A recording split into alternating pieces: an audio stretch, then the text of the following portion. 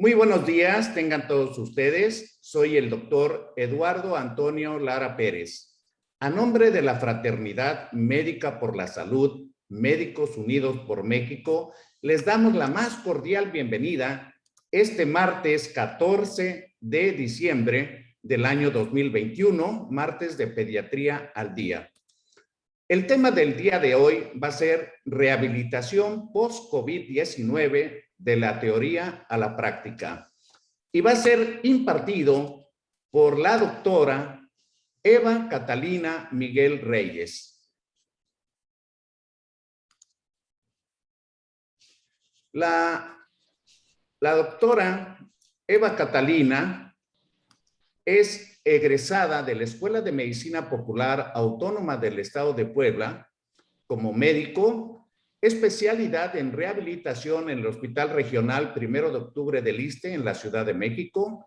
Actualmente es médico adscrito en el Servicio de Medicina Física y Rehabilitación del Hospital Presidente Juárez del ISSSTE en Oaxaca. Es médico adjunto en la Clínica de Rehabilitación Raquel en la ciudad de Oaxaca, integrante de la mesa directiva de la Sociedad Mexicana de Medicina Física y Rehabilitación, board member de Centro American International Society of Physical and Rehabilitation Medicine, referente de México en la Asociación Médica Latinoamericana de Rehabilitación, y tengo mucho gusto en presentarles a ustedes y cederle la palabra a nuestra ponente del día de hoy, la doctora Eva Catalina Miguel Reyes. Adelante, doctora.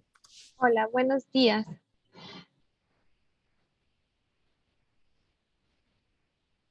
Empezaremos con la plática del día de hoy.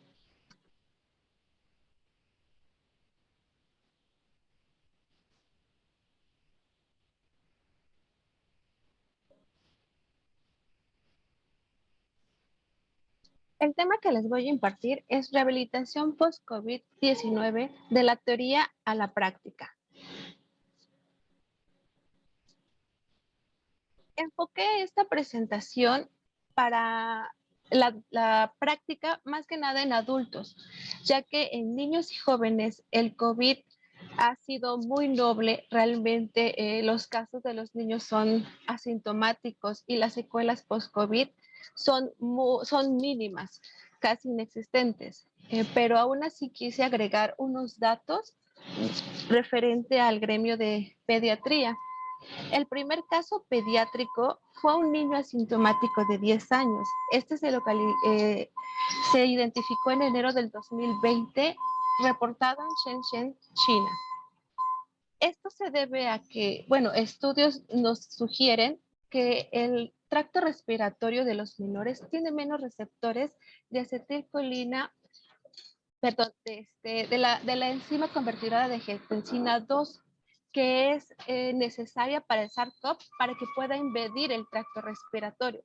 Otros informes sugieren que los niños pueden tener una respuesta inmune innata, mejor que los adultos, y también un sistema respiratorio más saludable, gracias a que tienen vacunas recientes y que pues está ausente el tabaquismo. Como les mencionaba, investigaciones crecientes muestran que los niños son menos susceptibles, pero hay aún así prevalencia. Del 10 al 80% hay una alta proporción de enfermedades asintomáticas. La media es un 40.5%. Es menos probable que el SARS-CoV-2 cause una enfermedad grave en los niños en comparación con los adultos. En investigaciones en reportes del Instituto Nacional de Enfermedades Respiratorias y en el CRIT, realmente los pacientes pediátricos post-COVID son nulos. Es por eso que no se tiene mucha información o realmente no se necesita un tratamiento específico para ellos. Ellos se pueden manejar con ejercicios respiratorios, la ludoterapia. Es importante vigilar en los niños el neurodesarrollo.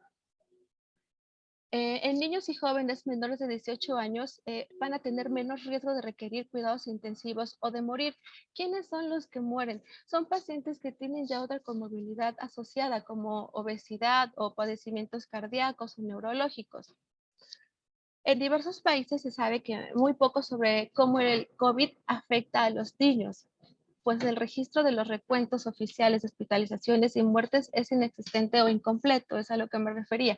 La gran mayoría de niños son asintomáticos y no manifiestan un cuadro post-COVID. Es por eso que esta plática la he dirigido más a los adultos. Hasta el 12 de diciembre del 2021, hace 2 días, la información general que se maneja a nivel nacional es que tenemos 4.141.481 positivos estimados. De estas hay defunciones estimadas que son 310.163. De los activos estimados hasta ese momento son 19.160. De los confirmados son 3.918.216 pacientes. Y de los recuperados son 3.270.260. Y es en este grupo, de pacientes en los que la rehabilitación va a tener los beneficios. Si se fijan, la cantidad de los pacientes confirmados, los recuperados representan más o menos un 83.5%, que es una cantidad bastante significativa. Para empezar, vamos a definir qué significa rehabilitación respiratoria. La rehabilitación respiratoria ha sido definida como una intervención integral basada en la evaluación exhaustiva del paciente, seguida de intervenciones realizadas a la medida de sus requerimientos. Incluye, pero no se va a limitar a entrenamiento físico, educación y modificación de hábitos. Está diseñada para mejorar el estado físico y psicológico de personas con enfermedad pulmonar crónica y así promover la adherencia a largo plazo a hábitos más saludables.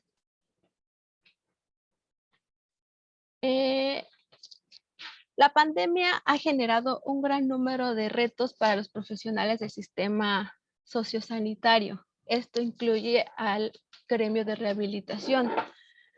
Rehabilitación pulmonar debe ser una piedra angular dentro del modelo de abordaje interdisciplinario para estos pacientes.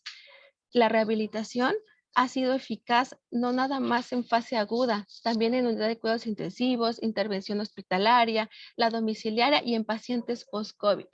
Lamentablemente, esto no es así, no solo en México, sino a nivel mundial. La implementación de esta opción terapéutica continúa siendo muy limitada, dado por la infraestructura, a veces se le da importancia a otro tipo de padecimientos y la rehabilitación a veces, la gran mayoría de veces lamentablemente la dejan a un lado. Solamente en el 2019 había 118 millones de personas con patologías respiratorias crónicas a nivel mundial que cumplían criterios para recibir rehabilitación pulmonar y ser beneficiados con este programa. Un programa de rehabilitación pulmonar debe estar hecho o formado por médico rehabilitador pulmonar, otras especialidades, neurología, endocrinología, pediatría, terapia física, terapia ocupacional, nutrición, psicología y trabajo social. ¿Qué beneficios reportados en la literatura de los programas de rehabilitación pulmonar tenemos? Mejora la disnea, la capacidad aeróbica, la calidad de vida, preserva y optimiza el estado funcional del paciente, nos ayuda a tolerar el ejercicio, facilita la incorporación laboral y facilita la participación en la sociedad.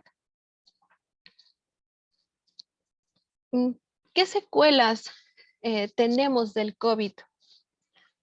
El 10% de los infectados con COVID experimentan al menos un síntoma durante 12 semanas o más.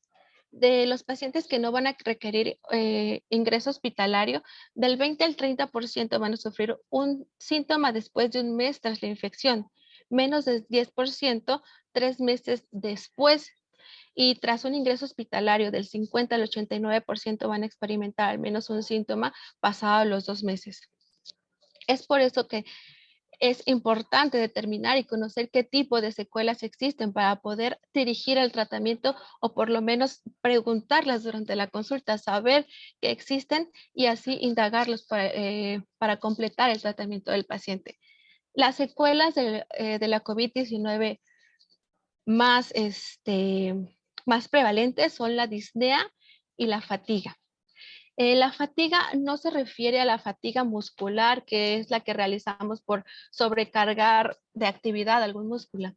La fatiga se refiere más que nada al trastorno caracterizado por un cansancio extremo, la incapacidad para funcionar debido a una falta de energía. Esta va a poder ser aguda o crónica. Pero bueno, los síntomas más prevalentes de esto, del post-COVID, son disnea y fatiga.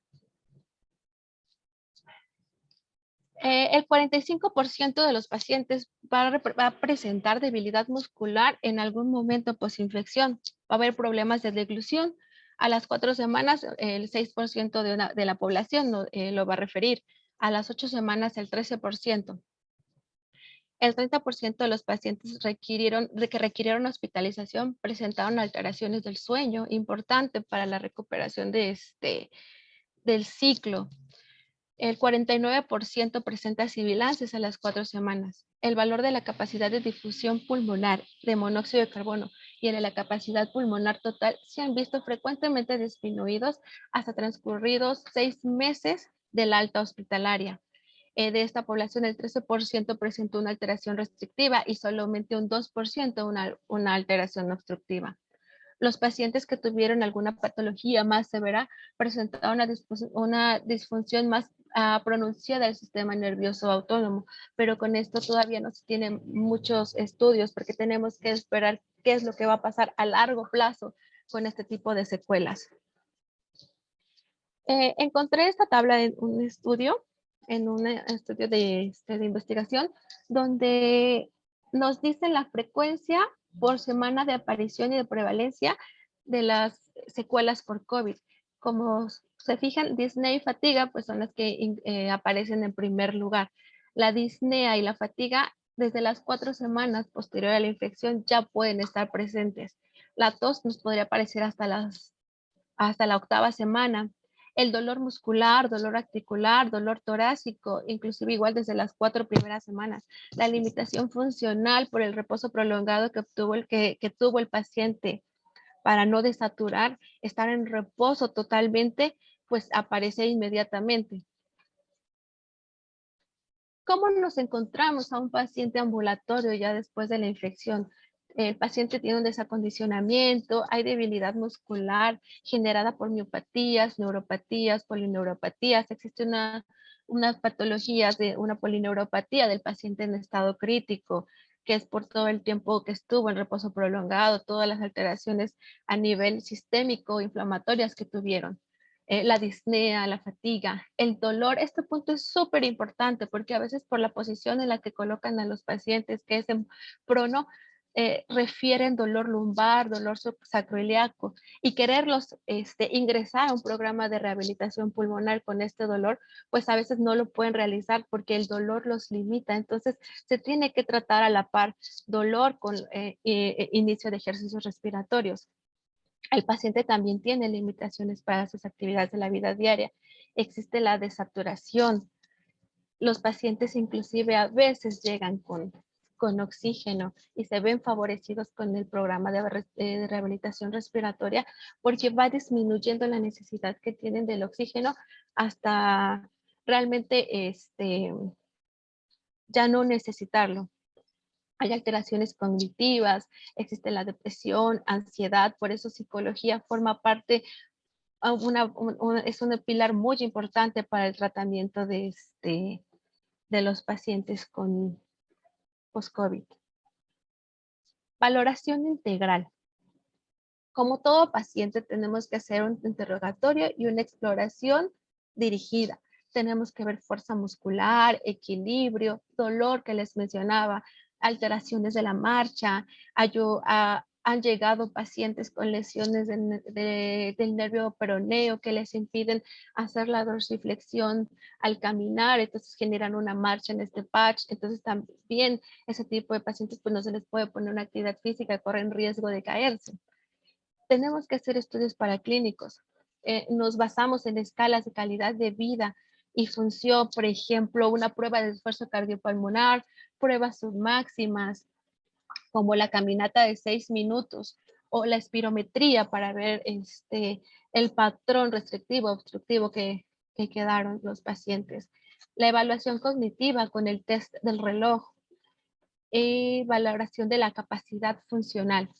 Perdón, de la calidad de vida, tenemos escalas como la SF-36 o Western George que nos valoran este tipo de rubros.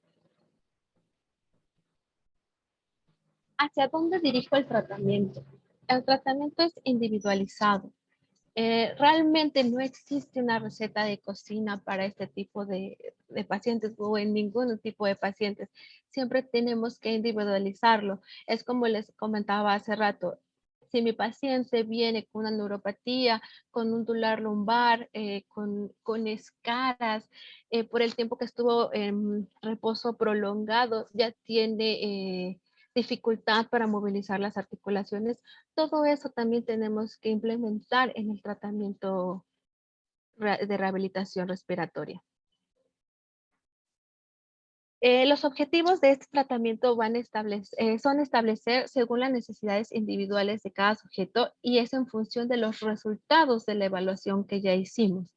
Se van a centrar en recuperar o mejorar función cardiorrespiratoria, capacidad física y funcional, reducir la debilidad muscular, tanto periférica, o sea, de las extremidades, como respiratoria, disminuir el dolor y la fatiga, controlar la disnea, tanto en reposo como durante las actividades, y recuperar o mejorar la autonomía del paciente, que es en lo que nos basamos en rehabilitación, la funcionalidad del paciente. El tratamiento de rehabilitación respiratoria, sobre todo en este tipo de pacientes que tuvieron algún padecimiento grave, debe ser siempre monitorizado durante toda la sesión. Tenemos que tener estándares o rangos de seguridad. En frecuencia cardíaca podemos manejar entre el 40 y el 80% de su frecuencia cardíaca máxima. Ahorita les vamos a hablar un poquito de eso. La saturación debe ser siempre por arriba del 90%. ¿Puede iniciar ejercicios con oxígeno? Sí, sí se puede iniciar los ejercicios respiratorios con oxígeno. Una presión, vigilar que el paciente no tenga una crisis hipertensiva. Debe ser menor de 150 a 90 milímetros de mercurio para poder iniciar la actividad física. Temperatura de 37.5 grados. No es ideal que un paciente haga actividad física con fiebre. De por sí ya durante este proceso de la fiebre hay un proceso inflamatorio para que pierda energía con la actividad, pues no es lo ideal. Y la disnea y la fatiga, que la vamos a evaluar con la escala de Borg. Esta escala es de percepción del esfuerzo. No se refiere a que ya me cansé de los brazos, que ya me cansé de las piernas. No, es la percepción del esfuerzo que el paciente tiene que referirnos. Es por eso que esta escala se les tiene que explicar muy bien o que la comprendan al máximo, ya que los pacientes no pueden superar del número 4, 5 o 6, no pueden sobrepasar a una percepción de esfuerzo número 7. Esto ya me indicaría suspender el ejercicio. ¿En quiénes está contraindicado realizar la actividad física? Bueno, este programa. Cuando el paciente tiene una hemoglobina menor a 7 gramos sobre decilitro, las plaquetas están en menos de 20.000 células por milímetro cúbico, la glucosa sea mayor a 300 miligramos sobre decilitro, que pues ya no estaría hablando de otro tipo de patología como la cirrosis diabética, o que tenga menos de 70 miligramos de decilitro al inicio de la actividad. Un beneficio del ejercicio es que reduce la concentración de glucosa en la sangre, reduce 30 miligramos de decilitro. Si mi paciente inicia con 70 y baja a 30, pues lo puedo llevar a un grado de hipoglucemia, que también no es lo ideal. Y pues contraindicado cuando tienen más de 150 a 90 milímetros de mercurio de la presión arterial. Hablemos de la frecuencia cardíaca máxima. Esta frecuencia cardíaca máxima es un rango de seguridad que tenemos que darle al paciente. Se puede sacar por una prueba de esfuerzo o una caminata de 6 minutos, que es una prueba submáxima. Pero si no tenemos ninguno de los dos, no los podemos realizar, existe una fórmula que todavía se utiliza, que es 220 menos edad. Nos da una frecuencia máxima de 100%. Esta es, por ejemplo, de 220 de un paciente que tiene 45 años, su frecuencia máxima es de 175 latidos por minuto. Esa, con la actividad física, no debe superar este tipo de este límite. Pero si aún quiero darle otro rango de seguridad, lo puedo llevar a un 85% de esta actividad, de esta frecuencia cardíaca máxima, que serían 148 latidos por minuto. Este sería mi rango de seguridad para el paciente, decirle, como les expliqué, en cada ejercicio el paciente se tiene que estar monitorizando y no debería rebasar esos latidos por minuto, y así realizar un ejercicio seguro, ¿no? Existen el ejercicio es como un medicamento, es un medicamento. Se dosifica, se da intensidad, se dice qué tipo de medicamento, se dice la duración. Respecto a la intensidad del ejercicio, una intensidad leve va menos del 40%, una intensidad moderada va del 50 al 70%, y una intensidad severa va del 70 al 85%. Realmente un ejercicio leve no tiene ningún cambio a nivel cardiorrespiratorio en el paciente. Es por eso que tenemos que iniciarlo con un 50, un 70%, un 60%, para que un ejercicio de intensidad moderada realmente ya haga un beneficio. Y nuestro objetivo es llevarlo hasta una actividad de ejercicio con intensidad severa, que es el 85%, que es el rango de seguridad que estoy manejando de la frecuencia cardíaca máxima. Esto va a ser ideal porque después del programa de rehabilitación respiratoria post-COVID, a mí me gusta darles a los pacientes ya un programa de ejercicios para toda la vida. Si ellos eran sedentarios, hacer que se enamoren del ejercicio, ver qué beneficios tiene el ejercicio para que así lo tengan ya, sea parte de la rutina en su vida diaria. Hablando de las técnicas de higiene bronquial, es un término que se utiliza para describir varias de las modalidades destinadas a lograr este objetivo. Por ejemplo, tos terapéutica, fisioterapia torácica, el drenaje, posicionamiento bronquial, percusión, vibraciones, una deambulación temprana, aspiración de las vías respiratorias. Todo esto forma parte de las técnicas de higiene bronquial. ¿Qué recomendaciones dan?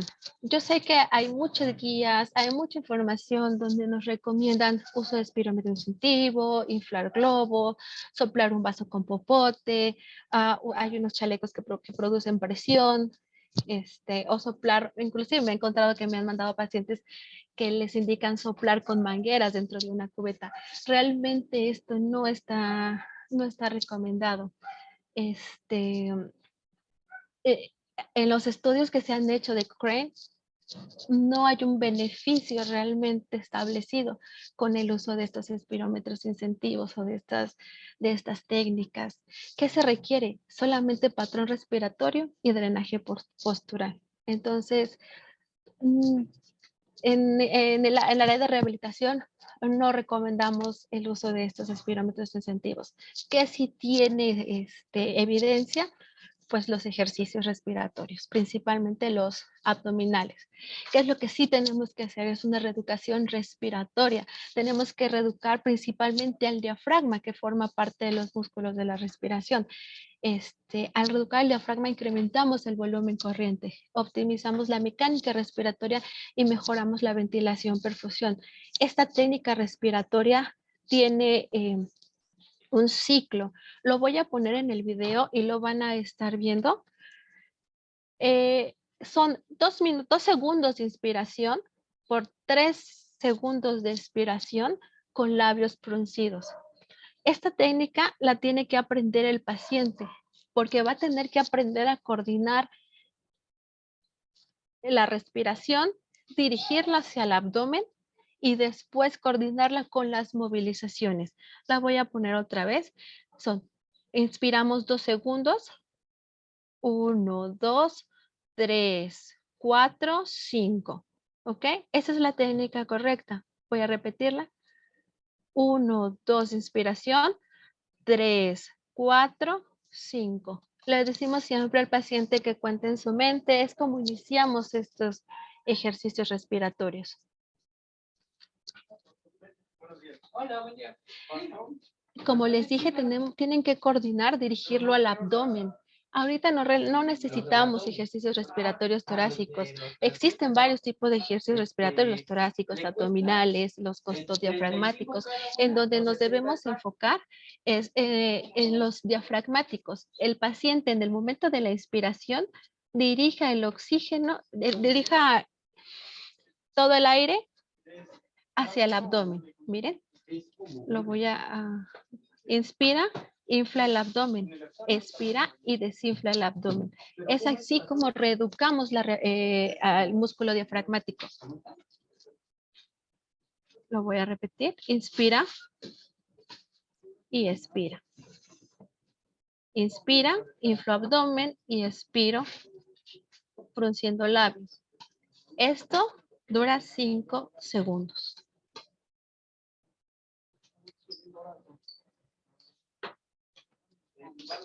¿Cómo empezamos? Se tiene que empezar primero enseñando la técnica respiratoria y después manejarla en 5 posiciones. La misma técnica que les enseñé se tiene que realizar en decúbito supino, lateral, en decúbito lateral derecho, decúbito lateral izquierdo, sedestación y en bipedestación.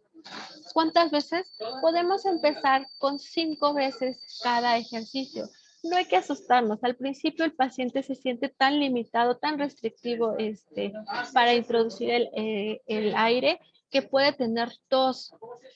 Todo esto va a ser poco a poco. No tiene que introducir todo el aire. El patrón poco a poco va a ir, poco a poco va a ir ampliando esta restricción que existe. Entonces, no es que del primer día el paciente tiene que inspirar los 2 segundos completamente. No, es progresivo. Lo que sí se tiene que hacer es, dependiendo de las capacidades del paciente, iniciarlo o con las 5 posiciones o solamente con decúbito, en decúbito supino, decúbito lateral derecho o decúbito lateral izquierdo. Pero es importante que así inicie. Inclusive estos ejercicios se pueden realizar con el oxígeno. Cuando el paciente aprende la técnica correcta, aumenta la saturación y la necesidad de oxígeno va disminuyendo cada vez más. Después de que el paciente ya aprendió esta técnica respiratoria, lo introducimos a que coordine esta respiración con movilizaciones. Voy a poner aquí unos ejemplos de las movilizaciones con respiración. Es importante que aparte de que el paciente aprenda la respiración, la dirija hacia el abdomen, sepa que cuando expira, o sea, cuando saca el aire, es cuando debe realizar la actividad. ¿Por qué? Porque al realizar la inspiración es un esfuerzo. Y si le decimos que levante la mano, levante el brazo, es un doble esfuerzo y lo limitamos o aumentamos su gasto de energía. Por eso debe inspirar y en el momento de la expiración, que es una relajación, realizar el movimiento. Por ejemplo, aquí, vean la boquita del modelo. Cuando flexiona la rodilla es cuando saca el aire. Ahí toma el aire dirigido hacia abdomen, se ve cómo se infla. En el momento de expirar es cuando realiza la actividad. Podemos empezar con movilizaciones de hombro, flexión, abducción, flexión de codo, el paciente en sedestación, flexión de cadera, extensión de rodillas.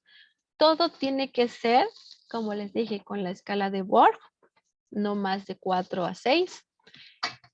Saturaciones que no me bajen del 90%. Si requirieran oxígeno, poner el oxígeno y que la frecuencia cardíaca máxima no aumente. Son nuestros rangos de seguridad. ¿Ok?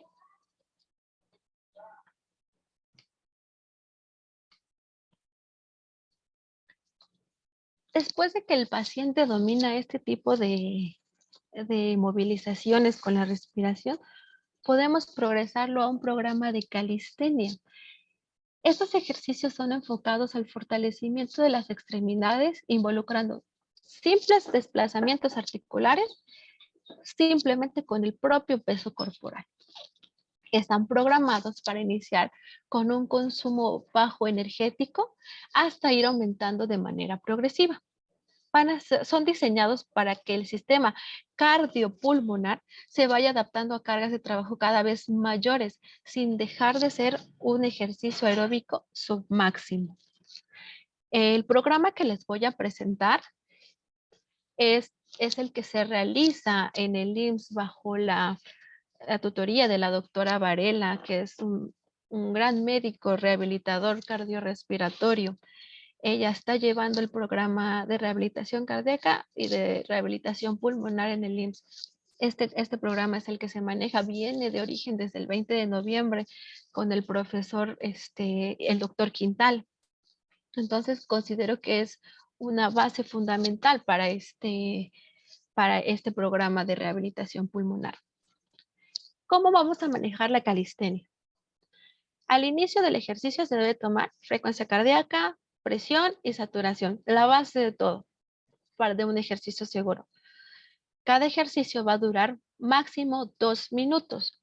En los pacientes con patología pulmonar, podemos iniciarlo con 30 segundos, después 1 minuto y medio, 2 minutos. Hasta lo máximo que dura cada ejercicio son 2 minutos. Lleva un ritmo ya establecido. Existe 1 minuto de reposo entre cada ejercicio, donde el paciente debe monitorizar frecuencia cardíaca y saturación, sin rebasar la frecuencia cardíaca máxima que previamente le hemos proporcionado. El paciente debe saber que la frecuencia cardíaca no debe rebasar la máxima. Cada ejercicio tiene un equivalente en METs. ¿Qué es un MET? Es la unidad de medida del índice metabólico, que es una cantidad de energía que consume un individuo en situación de reposo.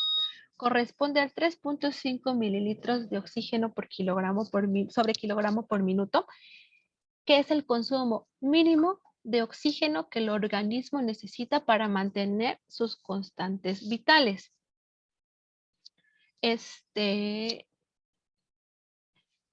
Cada actividad ya tiene ciertos METs. Por ejemplo, dormir, aquí en esta tabla se los puse, involucra 0.9 METs. Estar relajado, leer 1.08 METs. Comer 1.8 METs. Barrer 1.8 METs. Planchar 3.78 METs. Entonces, cada actividad ya está estandarizado cuántos METs consume. ¿Qué es lo bonito y lo importante de este programa de calistenia? Que al terminar la calistenia de 2 minutos cada ejercicio, el paciente va a ser capaz de tener 4.8 más o menos de METs. Entonces, con esos ejercicios, con esos METs, el paciente puede hacer perfectamente sus actividades básicas de la vida diaria. No va a estar limitado. Por eso la importancia de introducir este ejercicio al programa.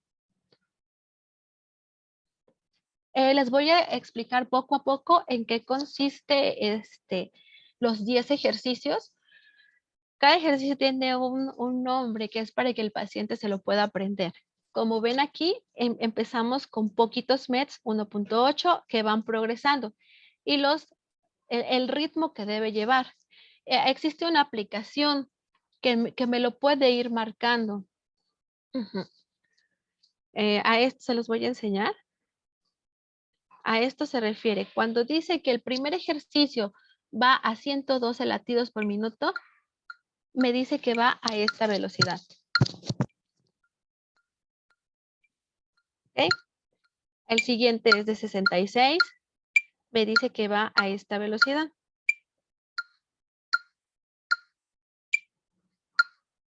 Ahí, va a esta velocidad. Cada ejercicio tiene un ritmo que se debe respetar para poder generar los METs correspondientes. Esta aplicación se llama Tempo. Se puede bajar en cualquier dispositivo. Entonces, el primer ejercicio se llama mantel. ¿Qué involucra? Es subir brazos, subir brazos, extender brazos. ¿Ok? Esto durante 2 minutos a 112 latidos por ritmo. El siguiente ejercicio se llama saludo. Con las manos en la cintura, sin mover el tronco, hacemos un saludo, como marca la imagen. Pasamos la mano por arriba de la cabeza. Si se fijan, sigue respetando la técnica respiratoria. En el momento de realizar la actividad es cuando realiza la expiración. ¿Okay? El siguiente ejercicio se llama pino. Este es el que más se complica para los pacientes por el tipo de coordinación que involucra. Es, primero, brazos al frente, subimos, después hacemos una abducción y posteriormente los encontramos arriba de cabeza. Volvemos a bajar, cerramos los brazos, hacemos una abducción y bajamos los brazos, como si fuera un pino. Es la forma de un pino. Si ustedes ven la imagen o el video, va formando un pino en el aire. Este es a 112 latidos por minuto y me involucra ya 2.3 METs.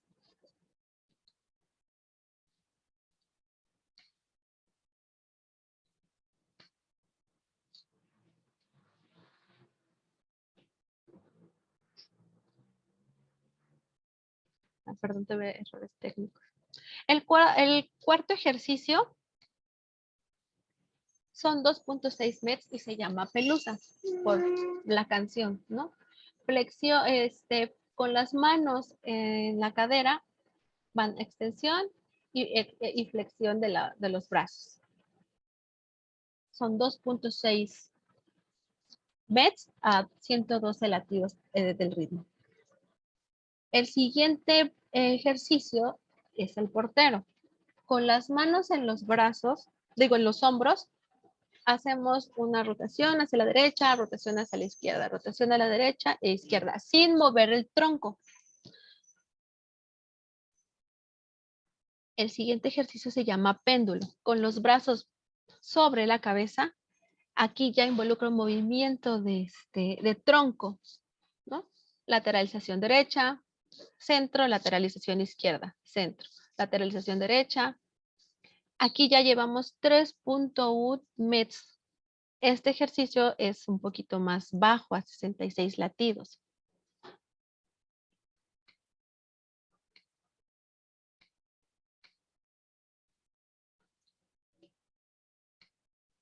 El séptimo ejercicio se llama pollito, precisamente por cómo come un pollito, ¿no? Es como hacemos para que el paciente se aprenda todos los ejercicios. ¿Qué involucra? Con la columna recta debe hacer flexión en 2 posiciones. 1, 2. Regresamos 1, 2, 1, 2, 1, 2. Si se fijan, jamás impulsa el tronco hacia atrás, porque esto puede generar posteriormente dolor en dicha región.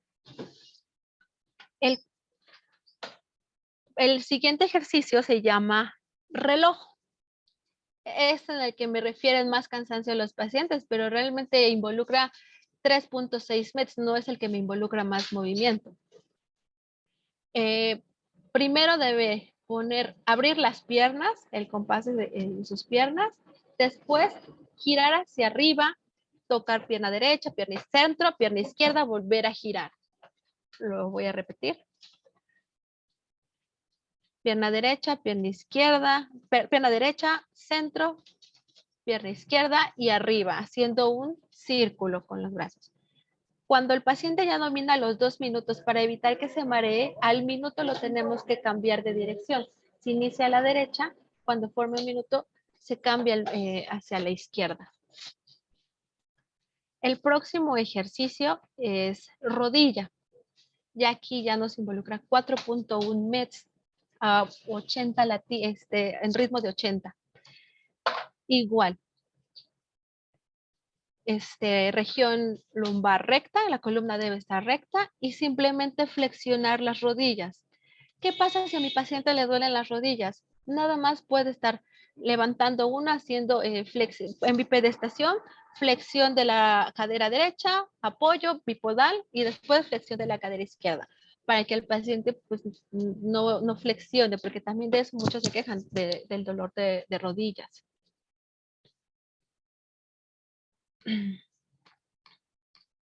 Y por último, tenemos la patada. Este es el que me involucra más, METS 4.6 y va a 80 latidos, a 80 bips. Es al frente, al centro, atrás y cambio de pierna. Al frente, al centro, atrás y cambio de pierna. Al frente, al centro, atrás y cambio de pierna. ¿Ok? Es importante que si el paciente tiene alteraciones del equilibrio, pues esté sujeto a alguna silla o algún mueble que le pueda dar estabilidad al paciente. Como ven, este es el máximo de METS que genera, que es 4.6. Con esto, al dominar los ejercicios, al realizar los 2 minutos, el paciente es capaz de realizar todas sus actividades de la vida diaria de manera segura, sin fatiga y sin disnea. ¿Qué pasa? Están los pacientitos y luego, me duele el brazo, no, ya me duele levantarlo, porque realmente tenerlo 2 minutos en esa misma posición cansa. No me refiero a fatiga muscular, esa se va a ir dominando o se va a ir compensando conforme los pacientes adquieran este acondicionamiento físico. ¿Qué no debemos olvidar en este programa de rehabilitación? Ejercicios de fortalecimiento. Como le dije, los ejercicios deben ser dosificados, decir qué tipo, qué intensidad. Entonces, deben ser, en el fortalecimiento podemos hacer 1 o 3 series de 8 a 10 repeticiones por grupos musculares de miembros superiores, de miembros inferiores. Se debe incrementar la carga de peso de 5 a 10% semanal. Podemos iniciar con 250 gramos y de ahí aumentar el peso. Esto dependiendo siempre de las condiciones del paciente. Y lo ideal es realizarlo de 2 a 3 días a la semana. ¿Cómo es este ejercicio de fortalecimiento? Podemos, las mismas movilizaciones que vimos en el video pasado, simplemente incrementarle el peso. Y las mismas movilizaciones, solamente ahora ya con peso. No olvidar el estiramiento. Son pacientes que la gran mayoría previamente habían sido sedentarios y ahorita introducirlos a un programa de rehabilitación, pues vienen todos contracturados. Por eso es importante los ejercicios de estiramiento. Y no olvidar el manejo del equilibrio, el estático, para progresar lo dinámico en los pacientes y evitar así el riesgo de caída. ¿Cómo doy de alta a mis pacientes o cómo se da de alta a los pacientes en esta unidad de cuidados? Digo, en esta unidad de programas de rehabilitación. Los pacientes se tienen que ir con una frecuencia cardíaca de entrenamiento. Enseñarles a calentar, hacer el ejercicio efectivo y posteriormente enfriar, ya sea en bicicleta estática si la tienen, en una banda sin fin o salir a caminar simplemente aumentando el ritmo. Lo más importante aquí es llegar a la frecuencia de entrenamiento que se les va a dar después de este periodo de rehabilitación y pues que continúen haciendo el ejercicio de por vida que trae más beneficios que complicaciones, ¿no? Bueno, el cambio se produce a través del movimiento y el movimiento cura. Palabras de Pilates. Entonces, muchas gracias por su atención. Esto es todo de mi parte. Muy amable, doctora Eva. Si nos quiere hacer favor de dejar de compartir su pantalla. Pues hay felicitaciones y saludos de muchas personas, del doctor Víctor Guerra de Guadalajara, Juana María Irene Mata pregunta, ¿histológicamente se tratará de una displasia broncopulmonar? Atentamente, Saúl Hernández de Oaxaca. Bueno, definitivamente que una de las complicaciones que se ven en el post-COVID, como usted bien lo dijo, son la fibrosis pulmonar, y es motivo de rehabilitación. No sé si usted quiere agregar algo más. Su micrófono está apagado, doctora. Pues sí, histológicamente pues hay fibrosis pulmonar, claro está. Por eso es tan importante que se inicie con el ejercicio respiratorio lo más pronto posible.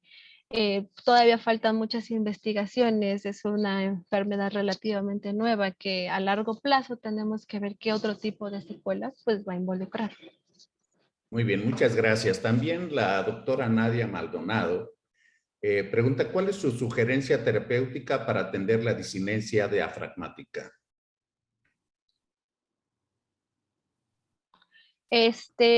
Para esto, la reeducación del diafragma con los ejercicios respiratorios podría ser una base importante. También se podría hacer un estudio de electromiografía para ver qué tan dañado está este músculo, ¿no?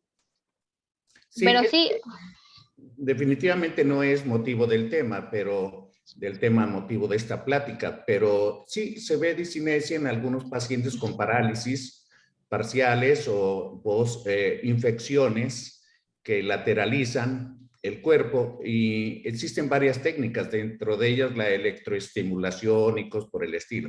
efectivamente que ya se valorará dependiendo de un estudio de electromiografía qué tanta reeducación muscular o qué técnica La de doctora estimulación. Muy bien. La doctora Juana Irene Mata pregunta, ¿qué significa ejercicio aeróbico y ejercicio anaeróbico? El doctor Saúl Hernández, nuevamente de Oaxaca.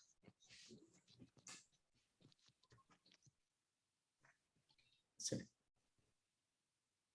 Está apagado su micrófono, doctora. Ahí está. Perdón. Pues el ejercicio aeróbico es la calistenia pura. Ese es un ejercicio que involucra beneficio totalmente para este tipo de pacientes. En el ejercicio anaeróbico no se maneja, no ha tenido tanta evidencia, pero en aeróbico es totalmente el que se indica. Muy bien. Quiero aclarar también que la respiración normal es inspirar por la nariz y expeler el aire por la boca. Esa es la característica de los ejercicios que se indican de manera aeróbica, y uno de los ejercicios que se acostumbra a hacer y que involucra algo anaeróbico sería la natación, puesto que la respiración en la natación se inspira por la boca y se exhala por la nariz. Entonces, posiblemente a eso se inquiete el doctor. La doctora Nadia Maldonado dice textualmente, aquí en la clínica, me imagino que en Campeche, me parece que ella está, en Mérida, Yucatán, perdón, dice, usamos la escala del estado funcional post-COVID. Ya está validada al español, le invito a revisarla. Asimismo, sugiero la escala MRRC y unos y dos test a los pacientes que no logren de inicio la marcha 6 minutos. No entendí muy bien, no sé si usted le haya entendido. Sí, la caminata de 6 minutos, a veces el paciente pues no la puede terminar, y la doctora con mucho gusto, muchas gracias por la información, me invita a revisar otro tipo de escalas con las que podemos también implementar para este tipo de pacientes que no terminen o no toleren sobre todo la caminata de 6 minutos, que es una evaluación submáxima de la que le hablaba en la plática. Muy bien.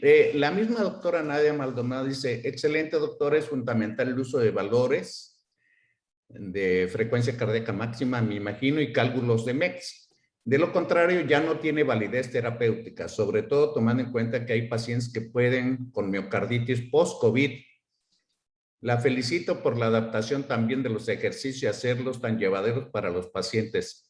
Ya bastante ansiosos están. Un fuerte saludo hasta la bellísima Oaxaca. Muchas gracias, doctora Maldonado. Excelente plática de parte de Sam Figueroa. La doctora Josefina Artaza de Argentina dice: felicitaciones, doctora, excelente exposición, excelentes ejercicios, muchas gracias. El doctor Ulises Reyes me ha pedido el uso de la palabra. Adelante, académico doctor Ulises Reyes Gómez. Bueno, pues creo que hoy aprendimos y seguimos aprendiendo, porque el médico no deja de hacerlo. Lo importante de saber respirar, lo que acabas de decir, Eduardo, no hemos aprendido a respirar. Yo cuando tuve la oportunidad de ser paciente de la doctora Eva Catalina, la verdad que quedé impresionado, y tú sabes que me entra el gusanito de la investigación. Me di cuenta que no habíamos aprendido a respirar durante toda nuestra vida, porque como tú dices, son 2 segundos de inspirar y 3 de expirar. Y cuando ya lo apliqué a mi bicicleta fija primero y luego me fui a correr, claro, previa calistenia y los ejercicios que acaba de mencionar, los 10 ejercicios básicos, pues me di cuenta que mi rendimiento en las carreras, en las competencias, la velocidad de despegue, etcétera, etcétera. Yo hago bicicleta de ruta, tú lo sabes, incrementó.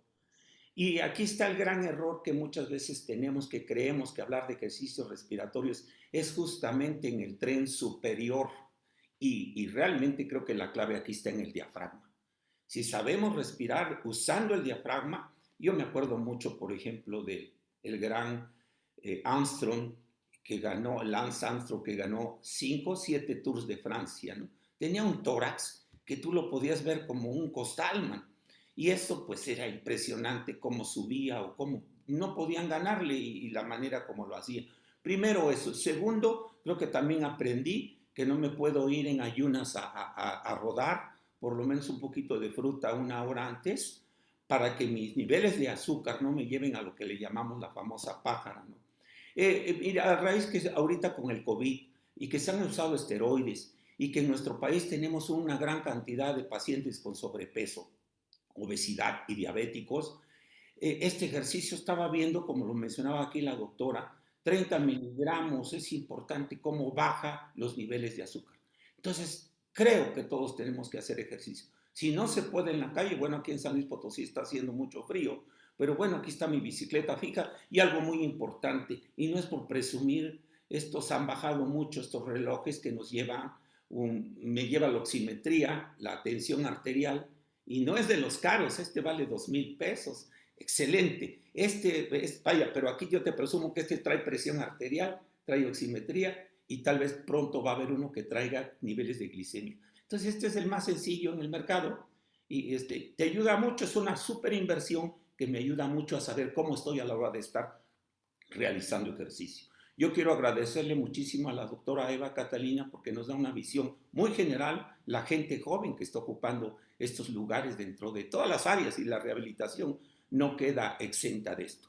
Yo quiero aprovechar para agradecerles haber estado aquí 14 meses. Hoy cerramos Pediatría al Día. Quiero agradecerle a todos los expositores, mucha gente joven, dentro de ellos aquí la doctora Eva, los brillantes conceptos, porque realmente queda uno expuesto a tantas cosas de preguntas. Dice uno, y me revuelcan con una pregunta. No, aquí aprendemos todos. Y yo te felicito, Eva, por haber participado y cerrado este ciclo y habernos ayudado con esta pediatría al día que reiniciaremos posiblemente el próximo enero. Muchas gracias y un abrazo cordial a todos. Muchas gracias por la invitación. Muchas gracias, académico doctor Ulises Reyes Gómez. Quiero también, antes de cerrar la transmisión, pedirle un mensaje final, doctora. En los ejercicios de alto rendimiento, una de las técnicas para respirar es pegar la lengua al paladar, con la intención de jalar una columna de aire superior mejor, que es el flujo inspiratorio máximo. ¿Tiene alguna opinión con respecto a eso? Doctor, se cortó mucho, no logré A escuchar. ver, sí, le repito. En algunos atletas de alto rendimiento se les aconseja subir la lengua al paladar para hacer una inspiración, tener la técnica de inspiración con la lengua pegada al paladar. Esto incentiva la columna de aire del volumen inspiratorio máximo. ¿Tiene alguna opinión de eso? No, doctor, pero suena muy lógico lo que usted comenta. Realmente, pues, ayuda a una mayor capacidad inspiratoria, desde cómo colocar la lengua, desde el momento de inspirar y generar la introducción del aire. Suena lógico, doctor. Te digo esto porque tuve la oportunidad de pertenecer a equipos de alto rendimiento, tanto en atletismo como fútbol, y la recomendación del ejercitador, el encargado de nuestra condición física, era la manera como nos enseñaba a respirar. Entonces, frecuentemente criticamos a corredores de fondo, sobre todo, que van abriendo la boca para jalar aire, y posiblemente no tienen la costumbre o no les han indicado cómo debe de ponerse la lengua en el paladar para jalar una mayor columna de aire. Es un comentario nada más. Doctora, quiero pedirle que nos haga favor de mandar un mensaje final de su plática antes de que cerremos esta transmisión. Claro que sí, doctor.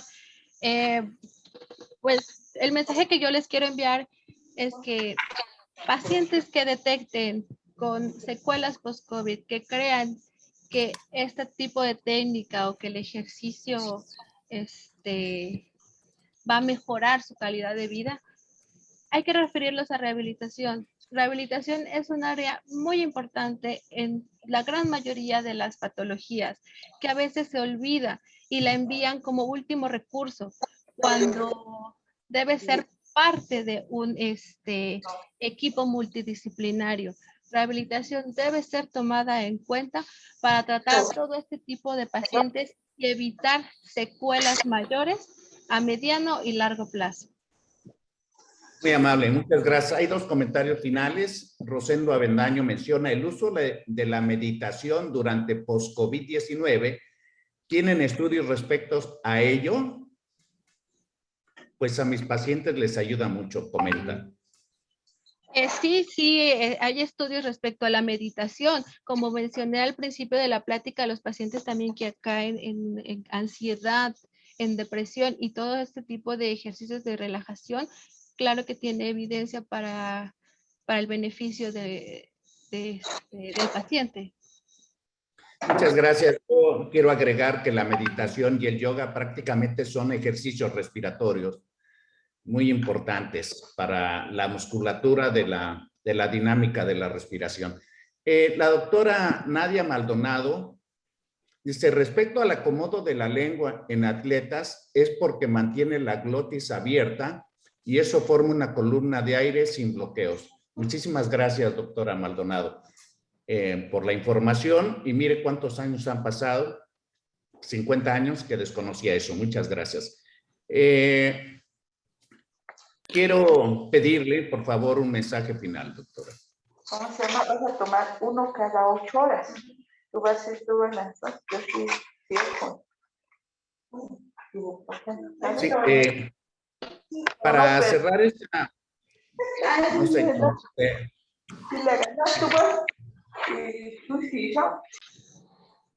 sé, se está viciando un poco el sonido, pero antes de terminar, quiero decir que la Fraternidad Médica por la Salud, Médicos Unidos por México, tiene mucho gusto de la participación. Quedamos muy satisfechos de la participación, doctora Eva, y quiero comentar que los médicos tenemos que aprender una medicina más integral. Y me refiero a que los médicos nos hemos vuelto solamente tratantes de enfermedades, con muy poca promoción de la salud y también prácticamente olvidada lo que es la rehabilitación del paciente desde el punto de vista biopsicosocial. Yo la felicito porque nos ha abierto los ojos a muchos de nosotros que tenemos muchos años de ejercicio profesional y me quedo con la tarea de aprender un poquito más de lo que he aprendido el día de hoy con usted. Le mando felicitaciones de manera personal y quiero agradecerles a todos ustedes su presencia. Quiero aclarar que termina hoy Pediatría al Día de la versión 2021, pero estoy seguro que el académico doctor Ulises Reyes Gómez, que es el responsable, nos haga el favor de seguir coordinando Pediatría al Día para el 2022. Reciban ustedes un abrazo, mis felicitaciones, que tengan un excelente día de martes y espero verlos muy pronto en las siguientes actividades de Médicos Unidos por México. Gracias y hasta pronto. Muchas gracias, hasta luego.